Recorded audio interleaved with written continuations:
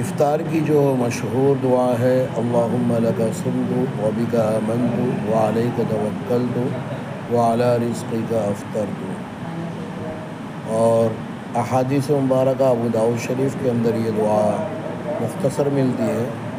بعض لوگوں نے اس کے اندر اضافے کے ساتھ دعا ذکر کی ہے، جیسا کہ میں نے آپ کے سامنے پڑھ کر سنایا۔ اس دعا کے متعلق بعض کہتے ہیں کہ یہ دعا افطار کے بعد پڑھنی ہے اس کے سیور کو دیکھ کر، اور بعض کہتے ہیں پہلے پڑھنی چاہیے۔ تو یہ دعا پہلے بھی پڑھ سکتے ہیں، پہلے پڑھنے والے کو منع نہیں کیا جائے گا، بعد میں پڑھنے والے کو بھی منع نہیں کیا جائے گا۔ اور اس کی مکمل تحقیق جو دارالافتاء نے ذکر کی ہے، تو انشاءاللہ میں اس ویڈیو کے نیچے اس کو ذکر کر رہا ہوں، آپ وہاں سے وہ پورا فتویٰ بھی پڑھ سکتے ہیں، ٹھیک ہے۔